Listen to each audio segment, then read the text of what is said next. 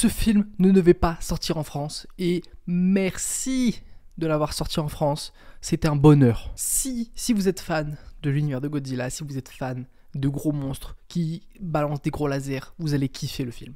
Voilà, allez le voir. Il n'y a pas besoin d'en dire plus. C'est le meilleur film, à mon avis, de Godzilla. Voilà, je crois que j'ai pas vu celui où il combat plein de monstres, qui était, je pense, bien, dans le sens où plein de monstres qui se tapent dessus, ça peut être que bien. Mais là, celui-là était vraiment très fort. En plus en VO, parce qu'il me semble qu'il n'y a pas de VF disponible. En VO, la voix des Japonais, il y en a, ils ont un peu du mal avec ça, mais la voix des Japonais, étant donné que j'ai un peu l'habitude avec les animés, ça rend tellement les choses plus épiques. Ils ont une voix, les Japonais, je ne sais pas. Il y a forcément peut-être une raison pour ça, mais ils ont une voix tellement forte, tellement qui donne des frissons. Je vais pas le faire parce que ça va sonner très raciste, mais non, la voix de dingue en fait. Ils ont vraiment une voix de dingue qui rajoute beaucoup au film, je trouve. Cette VO du coup, qui rajoute beaucoup au film. Et en règle générale, le film est vraiment assez épique et assez cool. Pour faire très très simple, le film est vraiment cool, allez le voir, faire la critique. Mais pour être un peu plus en profondeur, il y a quelque chose au-delà de Godzilla, il y a une histoire prenante, il y a une histoire attachante. On suit un personnage qui s'appelle Koichi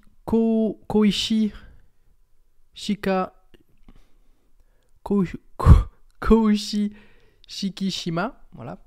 Je l'ai lu parce que déjà que j'ai du mal à retenir les noms, mais alors en plus les noms dans une autre langue, compliqué. Donc on va suivre ce personnage qui est un ancien militaire de la Seconde Guerre mondiale, qui est traumatisé par ce qu'il a vécu, par son passé à lui, par ses choix, et je n'en dis pas trop pour pas trop vous spoil, mais qui va être aussi traumatisé par Godzilla, qui va venir, pour aller très très vite, de toute façon c'est la scène d'intro, Godzilla il va tabasser des gens dans sa base militaire, sauf lui, il va y avoir beaucoup de regrets, de remords, etc.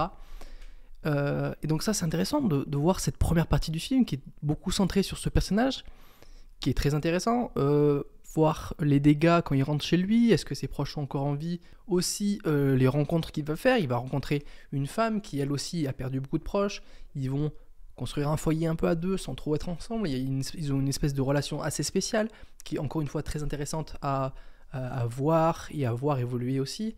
Il va y avoir l'enfant, donc un bébé qu'ils ont recueilli, qu'elle a recueilli parce que ses parents sont morts en fait, tout simplement, donc c'est pas leur enfant, c'est pas sa femme, et en même temps ils vivent comme une famille. Et cette première partie du film est assez centrée sur donc, les Japonais, beaucoup sur ce personnage, comment ils vivent l'après-guerre, comment ils vivent tous les dégâts qui ont été faits par la guerre, les dégâts que ce soit physiques avec les bâtiments tout simplement, les villes en ruine, ou que ce soit mental, psychologique, donc c'est très intéressant en fait. Ensuite, Godzilla, parce que c'est aussi un film Godzilla, c'est surtout un film Godzilla, et on le voit dès le début, donc dans une scène un peu d'introduction, dans la base militaire donc, on le voit direct, il est effrayant, il est filmé beaucoup en contre-plongée, donc ceux qui savent pas contre-plongée, bon j'ai un micro, mais en gros, là la caméra elle est ici, elle vise le haut, et ça c'est le personnage, là c'est une contre-plongée.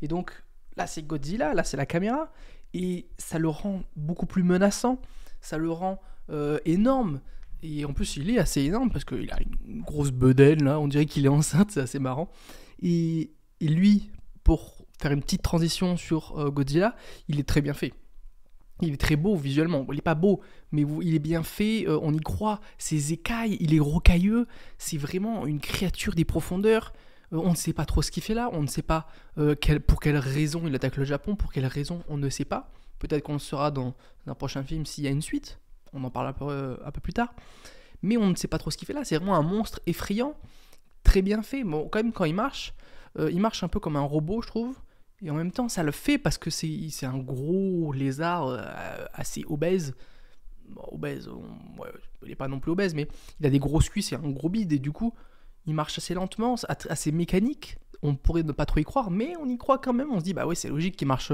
il fait la tête d'un immeuble, c'est logique qu'il marche pas vite en fait, et oui c'est assez logique, surtout qu'on est un peu biaisé parce qu'il y a la bonne annonce de Kong et Godzilla, là j'ai pas le nom exact, je vais mettre l'affiche, où dans la bonne annonce on le voit courir, bah là il court pas celui-là de Godzilla, il nage assez vite, et encore, Mais non, ce Godzilla, il est très beau en fait, et il est représenté d'une manière effrayante, et c'est ça qu'on veut, c'est un Godzilla effrayant.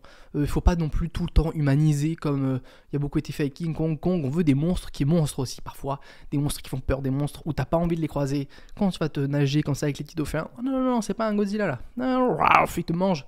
Bon, ça fait du bien aussi d'avoir un monstre qui fait peur, qui est effrayant, qui est une menace.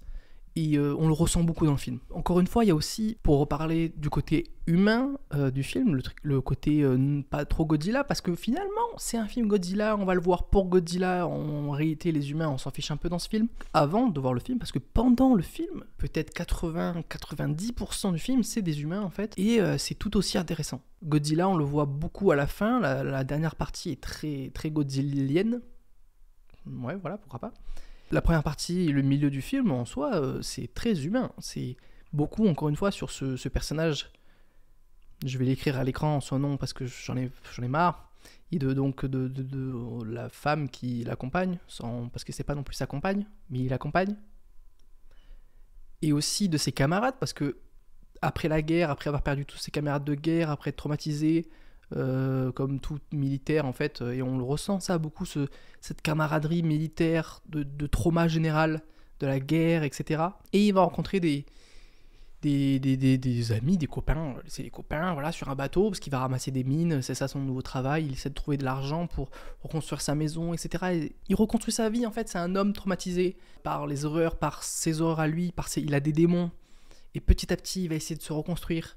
La résilience, etc., si vous avez la rêve, de tout ce genre de choses, petit à petit dans le film, et c'est presque au bout d'un moment, tu te demandes, mais je regarde quel film, là, je regarde un film japonais sur la vie, en fait, après la guerre, il ou Godzilla, mais c'est pas dans le négatif, au contraire, ça enrichit l'histoire, et puis, du coup, tu t'attaches aux personnages, c'est très émouvant, c'est très attachant, et tu t'attaches aussi aux personnages secondaires, qui sont assez bien exploités, qui est très intéressant, j'aime beaucoup le docteur, tous les autres aussi, mais big up à lui. Et à ce moment-là, à la fin où tout va se réunir, où il faut le battre à un moment donné, Godzilla, parce qu'il nous embête à casser des villes, le moment où la fin arrive, vu que t'es attaché au personnage, ça rajoute un truc, ça rajoute des frissons, quand il y a des discours, ça rajoute t'as peur pour eux en fait, parce que ça fait 1 heure ou 2 heures que tu les aimes en fait, ces personnages, que t'as appris à les aimer, que t'as appris à les connaître.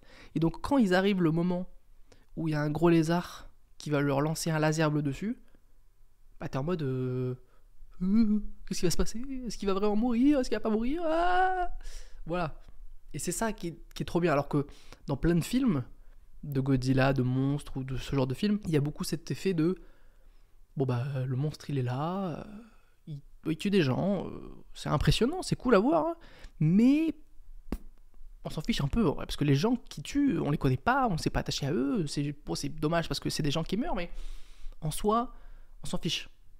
Alors que là, t'as peur pour eux parce que tu t'es attaché, ça fait encore une fois 2 heures que t'as vu sa vie, tu l'as vu essayer de reconstruire quelque chose, tu l'as vu traumatisé, tu l'as vu, et puis là, il va arriver au climax de sa vie, où il va avoir, est-ce qu'il a envie de mourir, est-ce qu'il a envie de vivre toujours?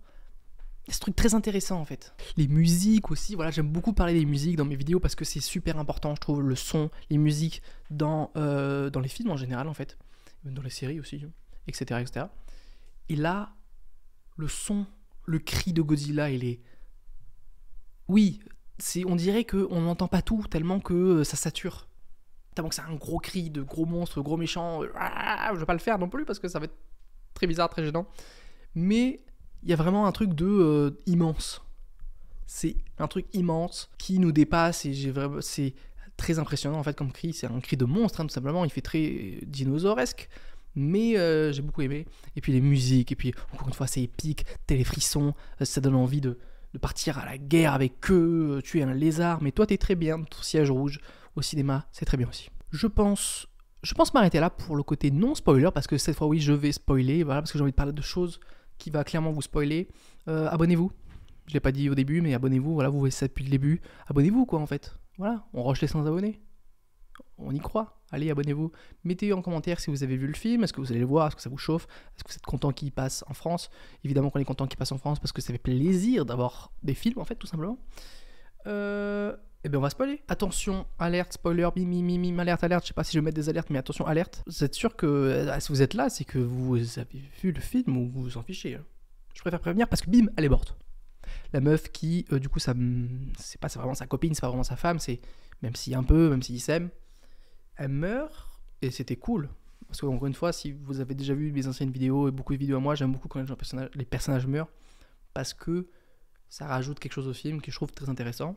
Et à la fin, on apprend qu'elle meurt pas. Alors, est-ce que c'était une bonne idée qu'elle meure pas? Il peut y avoir ce côté, oui, parce qu'il veut vivre et donc il a la possibilité de vivre en fait.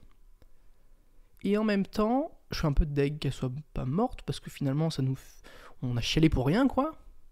Et en même temps, j'ai l'impression, si je suis pas fou, parce que j'ai l'impression que je l'ai entrevu mais pas vu, mais si vous avez vu le film, elle a une marque, non? Au cou, qui apparaît un peu bizarre. Ou je suis peut-être fou. Et donc, peut-être dans un prochain film, là, la suite, ça va être genre, elle va se transformer en Godzilla, ou elle va se transformer avec des écailles, ou une maladie avec des écailles. Ou peut-être je suis fou, et j'ai mal vu, et elle a juste toujours eu un truc comme ça, mais je suis pas sûr du tout. Je crois qu'elle a une espèce de tatouage, ou une sorte de marque qui arrive, je sais pas. Et aussi, bon, du coup, si vous avez vu le film encore une fois à la toute fin, il est mort du coup, pas Godzilla, parce qu'il s'est fait exploser la tête en fait, tout simplement, mais est-ce que c'est lui qui renaît ou est-ce qu'il était enceinte et vraiment, c'est pour ça qu'il était un petit peu ballonné. Je sais pas. À voir, dites-moi votre avis en commentaire. Je vais finir là-dessus tout simplement. À plus dans le bus.